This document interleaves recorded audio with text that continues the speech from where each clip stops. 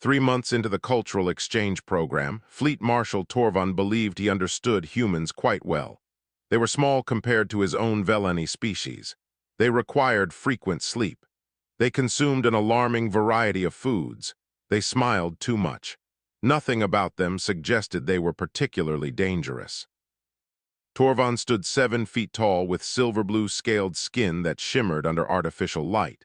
His people came from a crystalline world where gravity was gentle and conflicts were settled through careful negotiation. Physical violence was rare among the Veleni. When it did occur, it was ritualized and restrained. 2 opponents might push against each other until one yielded. That was considered intense. Commander Rin Holloway had been his liaison for these 3 months. She was a human female with short brown hair and an easy laugh. She had mentioned once that she used to play something called rugby before joining the military. Torvon had not asked what rugby was. He assumed it was some form of board game. Today, Holloway had requested permission to show the Veleni delegation a cultural broadcast from Earth. Torvon had agreed, thinking it might help his soldiers understand their new allies better. He gathered his senior staff in the observation deck. Lieutenant Sora, his young intelligence analyst, sat closest to the screen with her data tablet ready. She was always eager to learn about other species. Sergeant Dex Wheeler, one of the human security officers, had helped set up the broadcast. He was a relaxed man from a place called Australia. He spoke with a strange accent and seemed perpetually amused by everything. "You're gonna love this," Wheeler said with a grin that showed his teeth. Veleni did not show teeth when they were happy. It was a threat display among most species, but humans did it constantly. "What will we be watching?" Sora asked. "Rugby match," Holloway said. "Australia versus New Zealand, it's a classic rivalry." "A competition of some kind?" Torvon asked. "You could say that." The screen flickered to life. Torvon saw a large green field surrounded by thousands of humans packed into seats. They were making noise, so much noise. Chanting, singing, waving colored fabrics. The energy was almost violent in its intensity. 2 groups of humans walked onto the field. They wore minimal protective covering. Torvon noted their exposed arms and legs. They were thick, with muscle but still seemed fragile compared to Veleni soldiers in full armor. "Where is their protective equipment?" Sora asked. "They're wearing it," Wheeler said. Sora looked at him, then back at the screen. "That cannot be correct." A whistle sounded. One human kicked an oval ball into the air, and then everything went wrong. The humans ran at each other, not around each other, at each other. 2 of them collided with a sound that Torvon heard clearly through the broadcast, flesh against flesh, bone against bone. One of them hit the ground hard enough to bounce. Sora dropped her data tablet. The human who had been hit rolled, got back up, and continued running. Blood was visible on his face. He was smiling. "What is this?" Torvon demanded. "What are we watching?" "Rugby," Holloway said calmly. "It's one of our more popular sports." More collisions followed. Humans threw themselves at each other with no hesitation. They wrapped their arms around opponents and drove them into the dirt. They piled on top of each other in writhing masses of limbs. When they emerged, they were bleeding, bruised, covered in mud, and they kept playing. One human took a knee directly to his skull. He wobbled, shook his head, and rejoined the game within seconds. "These are prisoners," Torvon said. "This must be a punishment." "No, Marshal," Holloway said. "These are professional athletes. They trained their whole lives for this. They chose this. They competed for years just for the chance to be here." Torvon watched a human lift another human entirely off the ground and slam him down. The crowd roared with approval. Thousands of voices united in celebration of this violence. Healer Prixon, who had been silent until now, stood abruptly. "I must contact Earth authorities. These people need immediate medical attention." "They have medical staff on the sidelines," Wheeler said. "But honestly, most of these blokes will finish the game before they get looked at. It's considered bad form to leave early." "Bad form?" Prixon's voice was high with disbelief. That human's arm is bending incorrectly. Yeah, he'll probably get that wrapped at halftime. Sora had retrieved her tablet and was scanning data rapidly. Her scales had gone pale, a sign of extreme stress. Marshall, I am reading human biometric data from our medical files. During activities like this, humans flood their systems with chemicals called adrenaline and endorphins. These chemicals reduce pain sensitivity and increase aggression. They drug themselves for this. No, Marshall, their bodies produce these chemicals naturally when they are injured or excited. She paused. They appear to enjoy the sensation. The match continued. Torvund could not look away. These small, soft, fragile humans were destroying each other with smiles on their faces, and when one fell, the others did not stop to help. They played on, because that was the game. Wheeler nudged Holloway. Should we tell them this isn't even our most violent sport? Maybe later. On screen, a mass of 20 humans collapsed into a pile, pushing and shoving for control of the ball. They grunted, strained, bled together in the mud. Fleet Marshal Torvund, who had commanded warships in 3 separate conflicts, felt something he had not experienced in decades. Fear. We have made a terrible miscalculation, he whispered. Lieutenant Sora had watched beings die in combat. She had analyzed battlefields where entire armies fell. None of that prepared her for what she witnessed in the second half of the rugby match. A human player took a hit so hard that his body left the ground entirely. He flew backward, crashed into the mud, and lay still for 3 full seconds. The crowd went quiet. Medical staff began running onto the field. Then the human sat up. He wiped blood from his nose, waved away the medical team, and stood. The crowd exploded with cheers. 80,000 humans celebrated the fact that one of their own had survived what should have been a killing blow. He should not be standing, Healer Prixon said. His voice had become very small. His spine should be damaged. His internal organs should be ruptured. Humans are tougher than they look, Sergeant Wheeler said. He was eating something from a small bag, snacking, while watching this carnage. Fleet Marshal Torvund had not moved from his seat since the match began. His claws had left marks in the armrests. Commander Holloway, I must ask you a direct question. Of course, Marshal. Is this a military training exercise disguised as entertainment? Holloway paused. She seemed to consider the question seriously before answering. No, this is purely recreational. These athletes do not serve in any military capacity. Then why do they fight? For sport, for glory, for their countries, she smiled, and because they love it. Torvund turned back to the screen. A human was being carried off on a stretcher. His leg was clearly broken, bent at an angle that made Sora look away. But the human was raising his fist to the crowd, saluting them, and they were chanting his name. He broke himself, Sora whispered, and they honor him for it. That's the spirit of the game, Wheeler said proudly. You give everything you have. If you break, but you don't quit. The match continued with 29 players instead of 30. The injured humans' teammates played harder, more aggressively. Sora's tablet showed their adrenaline levels had doubled since their companion fell. They are angry, she reported. The injury has made them more dangerous.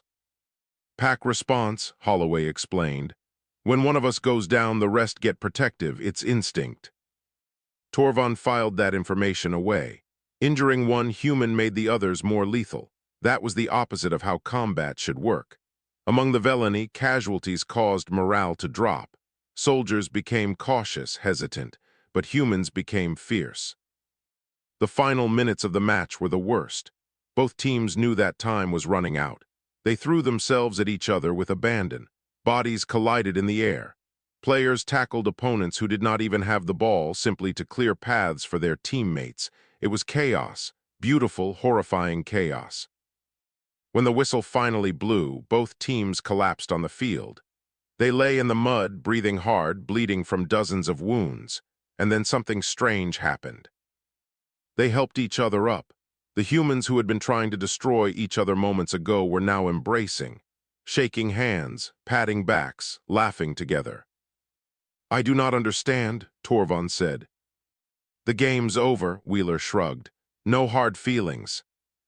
"They were enemies."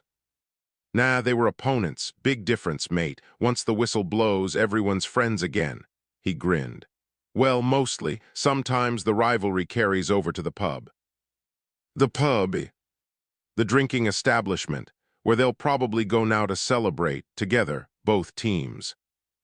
Sora was furiously updating her analysis. "Marshall, I am revising all previous assessments of human psychology. Their capacity for controlled aggression followed by immediate social bonding suggests a level of emotional regulation we did not anticipate." "They can switch it on and off," Prixon added, "like a weapon with a safety mechanism." Holloway walked over to stand beside Torvald. "Marshall, I want you to understand something. This is how humans have trained themselves for thousands of years. Long before we had armies, we had sports. Every generation, we push our bodies harder.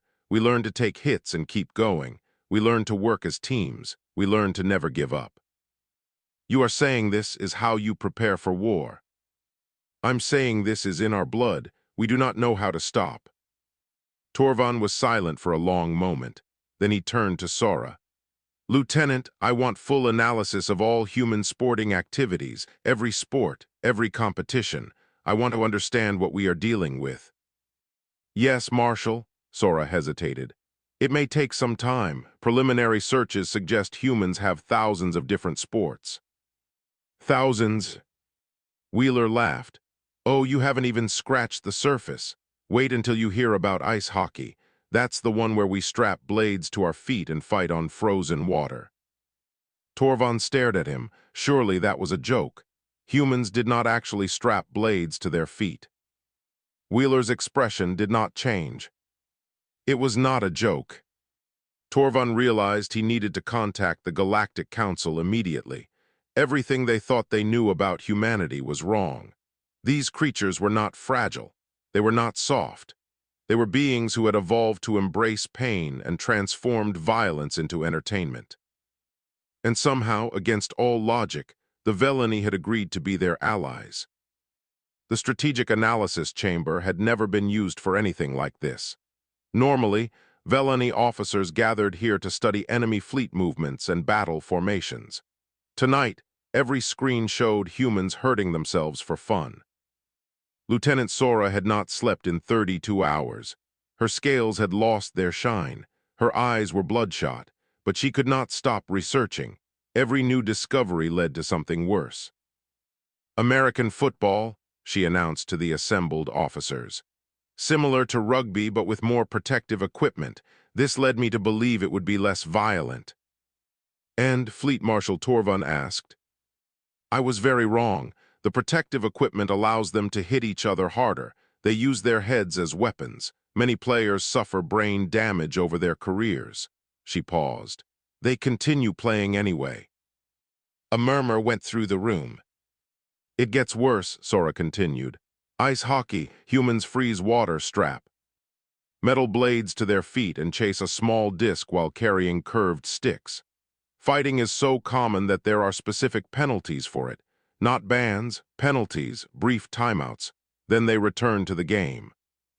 She pulled up footage. The Velani watched in horror as two humans dropped their sticks and began punching each other in the face.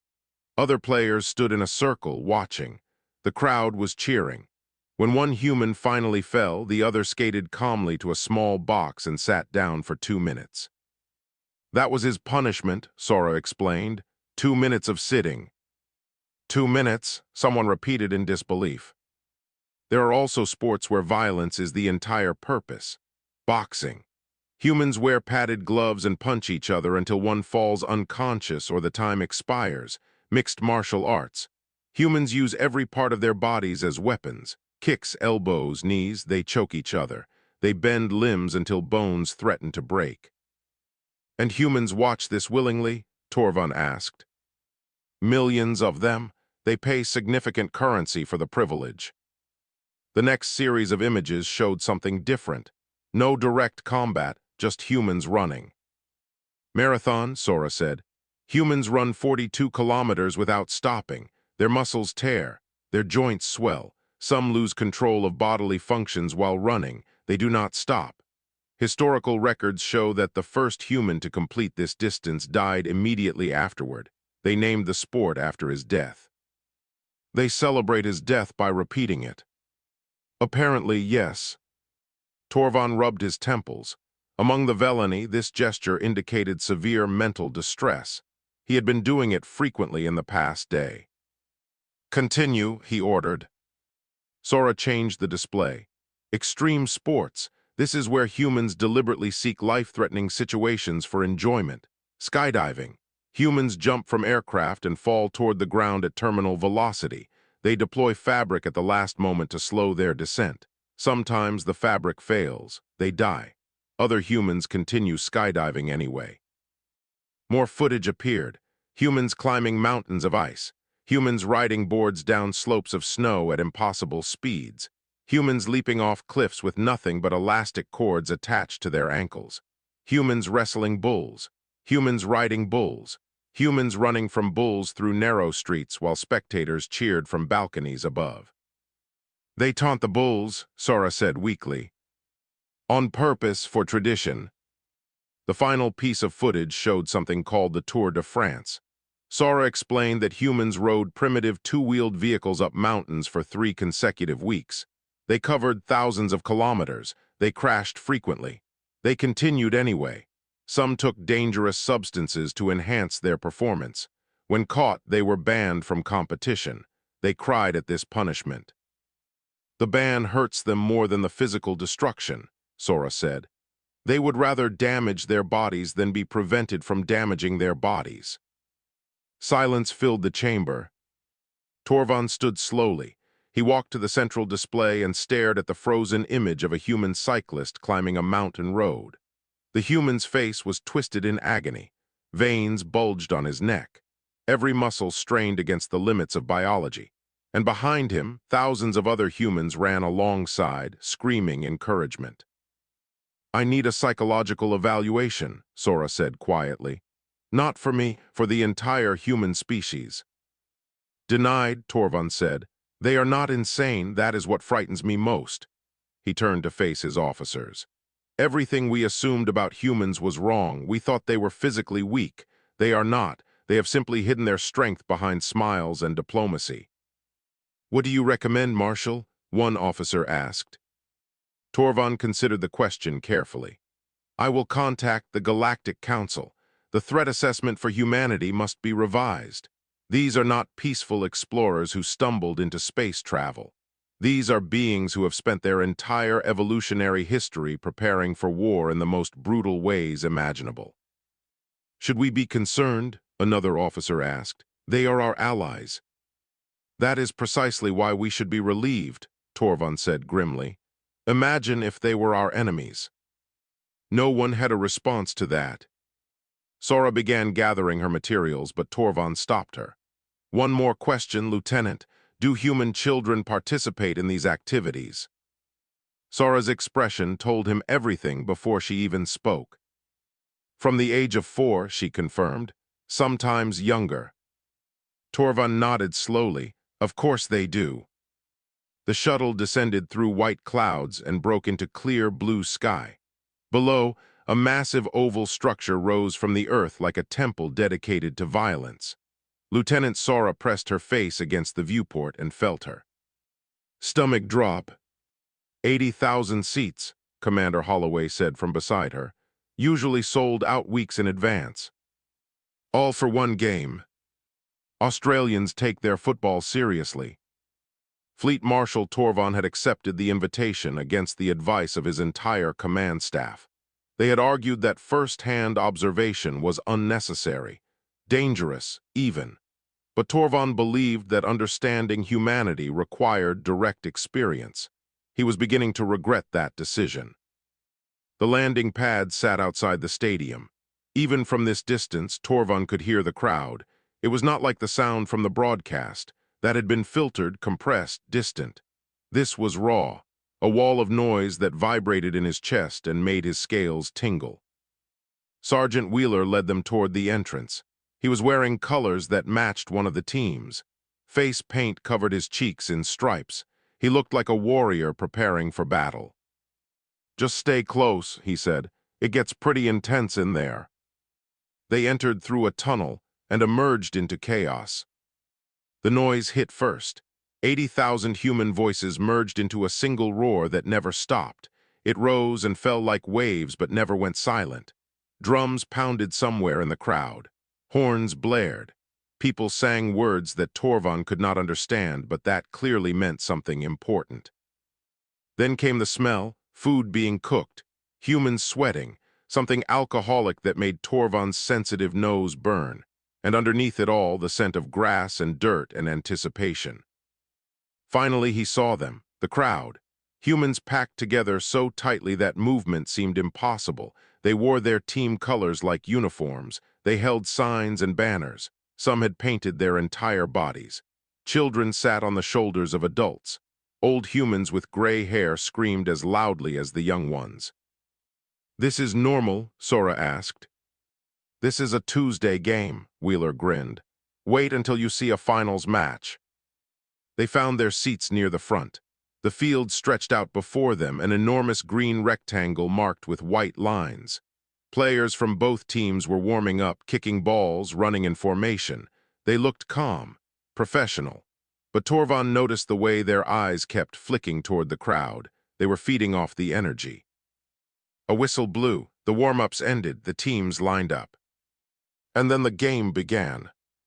Sora had studied Australian rules football in her research. She thought she was prepared. She was wrong. The players did not run across the field. They flew. They launched themselves into the air to catch the ball, soaring over opponents with complete disregard for gravity. When they landed, they often crashed into each other, or the ground, or both. They bounced, rolled, and kept playing. "That was a mark," Holloway explained when one player leaped over another's shoulders to catch the ball. "Good ones get replayed on sports shows for years." He used another human as a launching platform. "That's what makes it impressive." Tackles happened constantly. Players wrapped their arms around opponents and drove them into the dirt. Unlike rugby, there was no protective padding, just thin jerseys over vulnerable flesh. Torvan winced every time two players collided. The crowd cheered every time. Then someone went down and did not get up. The game stopped. Medical staff sprinted onto the field with a stretcher. The fallen player was loaded onto it, his face twisted in pain. Something was clearly wrong with his shoulder. But as they carried him off, something remarkable happened. The player raised his good arm to the crowd. A salute, an acknowledgement, and the crowd rose as one. 80,000 humans stood and applauded him. They were not celebrating his injury. They were honoring his sacrifice. "He gave everything," Wheeler said quietly, and for once there was no joke in his voice. "That's what matters." The game continued, harder now, more intense. The fallen players' teammates threw themselves into every contest with renewed fury, that pack response Holloway had mentioned. One down, the others rise. Sora noticed movement in the stands nearby. A group of human children, no older than 8 or 9, were mimicking the tackles they saw on the field. They shoved each other, laughed, and pretended to catch spectacular marks. Their parents watched with approval. "They're training," Sora realized. "Just playing," Wheeler said. "There is no difference." The game ended with screaming and celebration. Humans embraced each other. Some cried. The winning team took a victory lap while the crowd chanted their names. The losing team walked off with their heads down, but they would return. They always returned. As they left the stadium, a small human child approached Fleet Marshal Torvan. The child could not have been more than 5 years old. She was wearing team colors and holding something in her hand. "For you," she said, and held out a foam finger painted in bright yellow. Torvan looked at this tiny human offering him a gift. Behind her, 80,000 people continued streaming out of the stadium, still buzzing with energy from watching their own kind destroy each other for entertainment. He accepted the foam finger with the gravity of a warrior receiving a sacred weapon. Because in a way, that was exactly what it was. The Galactic Council chamber held representatives from 47 different species. Today, all of them sat in stunned silence as Fleet Marshal Torvan presented his findings on human sporting culture. The massive curved screen behind him showed footage he had collected over the past month. Rugby tackles, hockey fights, marathon runners collapsing across finish lines, boxers exchanging blows until their faces became unrecognizable, cyclists climbing mountains while their bodies screamed for rest. What you are witnessing, Torvan said, is not punishment, not warfare, not ritual combat between enemies. This is entertainment, recreation. Humans do this for joy. A murmur spread through the chamber. Several delegates looked physically ill. Ambassador Vorik of the Dreth Collective raised a tentacle for attention. His species was known for their aquatic grace and peaceful nature. Surely this is an exaggeration. Our own human contacts seem perfectly civilized. I thought the same, Torvan replied. Then I witnessed it personally, and I discovered that humans on your stations engage in similar behavior. Vorik's color shifted to pale blue, a sign of distress. What do you mean? Torvan changed the display. Security footage from a Dreth space station appeared. A group of humans had gathered in a recreation area. They were bouncing an orange ball and throwing it through a metal ring. This is called basketball, Torvan explained. It seems harmless at first. Watch closely. The footage showed one human drive toward the ring. Another human stepped in front of him. They collided with visible force. The blocking human fell backward. His nose was bleeding. Observe what happens next, Torvan said. The bleeding human stood up immediately. He called for medical attention. And then, while a cloth was still pressed to his face, he asked if they could continue the game. He wanted to keep playing, Vorik whispered, while actively bleeding. The game resumed 4 minutes later. I am told this is standard. 3 additional injuries occurred before the game ended. All participants requested a rematch the following day. Ambassador Kurthos of the Morvi Federation stood. Her people were tall and thin, evolved for the icy moons of their home system. I have my own report to add. Human workers on our Arctic research station organized something called a polar bear plunge. They jumped into freezing water, voluntarily, for charity. Charity? Apparently, other humans donated resources to watch them suffer. The more they suffered, the more resources were donated. The chamber erupted in confused discussion. Species that had been spacefaring for millennia could not understand why any being would choose discomfort, let alone pay to watch others experience it. Torvan waited for silence before continuing. My analysis leads to several conclusions. First, humans have systematically trained themselves for physical endurance and pain tolerance over countless generations. What we consider extreme, they consider normal. Second, their pack bonding intensifies under stress. Injuring one human makes the others more dangerous, not less. Third, their competitive drive is not restricted to necessary conflicts. They compete for the sake of competition itself. He paused to let the implications settle. Imagine these traits applied to warfare, an enemy that does not fear pain.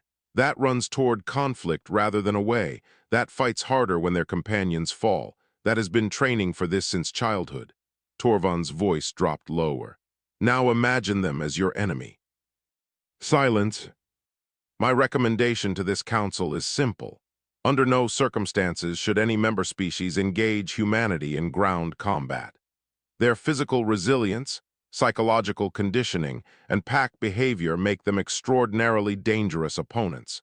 We are fortunate that they appear to prefer peaceful cooperation. The vote that followed was unanimous. The Galactic Council formally updated humanity's threat assessment from moderate to significant. A secondary motion was passed recommending against provoking human aggression under any circumstances. As the delegates began to disperse, a communication arrived from Earth. It was from Commander Holloway. Greeting to the Council, her message read. On behalf of the United Earth Government, we would like to extend an invitation. We are organizing the first interspecies athletic exhibition and would be honored if member species would participate. Rules will be modified to ensure fair competition across different physiologies.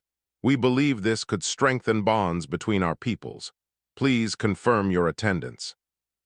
Torvon read the message 3 times. The humans wanted to teach other species their sports. They wanted to spread this madness across the galaxy. They wanted to turn everyone into warriors who smiled while bleeding. And Commander Holloway's signature image showed her smiling in a way that Torvon now recognized. It was the same smile humans wore right before a tackle. "May the ancestors preserve us," Ambassador Vorik said weakly. Torvon found himself reaching for the foam finger still attached to his belt, the small yellow trophy from the child at the stadium. He did not know why he had kept it, perhaps because it represented something he was only beginning to understand. Humans did not just want allies, they wanted teammates. And Torvon was starting to think that might be the most dangerous offer in the galaxy. 6 months after the council meeting, Fleet Marshal Torvon stood on a field of artificial grass and wondered how his life had led to this moment. The station called Harmony Point floated in neutral space, a massive ring designed for diplomatic functions. Today, it hosted something unprecedented. The first interspecies athletic exhibition. 12 species had sent teams. Thousands of spectators filled the viewing galleries, and Torvon was wearing athletic clothes. "You look nervous," Lieutenant Sora said beside him. She was also in athletic gear. Her scales gleamed under the stadium lights. "I am terrified," Torvon admitted. "This is madness." But it was madness he had chosen. When Commander Holloway had personally invited the Velani to participate, Torvon could have refused. His entire command staff had begged him to refuse. Instead, he had volunteered to lead their team himself. He still was not entirely sure why. The hybrid sport they would play combined elements from multiple species traditions. There was a ball, similar to rugby. There were goals, similar to football. The rules allowed for physical contact but set limits based on each species' durability. Humans could tackle humans with full force. Other species faced modified restrictions. Sergeant Wheeler walked over, bouncing a ball on his palm, ready to give it a go. "Marshal, no." Wheeler laughed. "That's the spirit. Remember what I taught you." Over the past months, Wheeler had become an unlikely teacher. He had shown Sora the basics of catching and throwing. He had taught Torvon how to move with the ball, simple skills for humans, revolutionary for Velani. "Keep my eyes on the target," Torvon recited. "Move my feet, do not hesitate. And if someone tackles you, get up." "That's the key right there." Wheeler slapped Torvon's shoulder. It was a gesture of encouragement that no longer made Torvon flinch. Getting knocked down doesn't matter, staying down does. The whistle blew. The teams gathered at center field. The Velani were facing a mixed team of humans and Dreth. Holloway was playing for the opposition. She winked at Torvon from across the field. He was not sure if that was meant to be reassuring or threatening. The game began. For the first 10 minutes, Torvon understood nothing. Bodies moved in patterns he could not predict. The ball changed hands faster than he could track. Humans shouted instructions that made no sense. His own teammates bumped into him constantly. But slowly, something began to click. He noticed that Wheeler always moved to specific positions when the ball was in certain areas. He observed that Holloway favored her right side. He saw patterns in the chaos, meaning in the madness. When the ball finally came to him, he caught it cleanly, muscle memory from weeks of practice. He looked up and saw open space ahead. His legs moved before his mind could object. Running felt strange. Velani were not built for speed, but he ran anyway, 3 steps, 5, 10. A human defender closed in from the side. Torvon braced for impact. It came hard. The human's shoulder drove into his midsection. Torvon's feet left the ground. He crashed into the artificial grass and felt the air leave his lungs. Pain flooded his body. His ribs ached. His arms burned. And then something strange happened. He felt alive. Torvald rolled to his feet before the human had even recovered. He was breathing hard, his scales were scratched, but he was standing, and somewhere in the crowd he heard Velani voices cheering. His people were cheering for him. The game continued. Torvald was tackled 3 more times. Each time he got up. Each time it hurt less. Not because his body was adapting, but because his mind was. He understood now what humans had known for thousands of years. Pain was temporary, but the glory of competition lasted forever. When the final whistle blew, the Velani had lost badly. The score was not even close. But Torvald had scored 1 point. He had carried the ball into the goal zone while 2 humans tried to stop him. He had refused to fall. The crowd roared. Human, Velani, Dreth, Morvi, all of them cheering together. Holloway found him after the match. She was sweaty and bruised and grinning widely. "Not bad for your first game, Marshal." "We lost significantly." "Sure, but you'll be back, won't you?" Torvald considered the question. His body ached in ways he had never experienced. His uniform was torn. He was fairly certain one of his claws was cracked. "Yes," he said, "we will request a rematch." Holloway's grin widened. "Now you're getting it." That evening, Torvald filed his final report on human sporting culture. He had been working on it for months, but only now did he know how to end it. "Humans are terrifying," he wrote. "Their capacity for violence, their tolerance for pain, their refusal to surrender even when defeat is certain. All of my previous assessments were accurate. They are among the most dangerous species in the galaxy." He paused, then added one final line. "They are also against all logic worth standing beside. They do not just want victory, they want companionship. They want to share their struggles with others. This is why they invited us to play, not to defeat us, to include us." He attached the report and set it to transmit. Then he looked at the foam finger mounted on his command console. The little yellow trophy from a child he would probably never see again. Tomorrow, Holloway had promised to teach him something called cricket.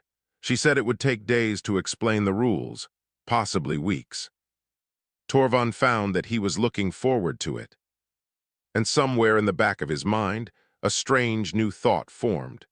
Perhaps humans were not the only ones who could learn to love the game.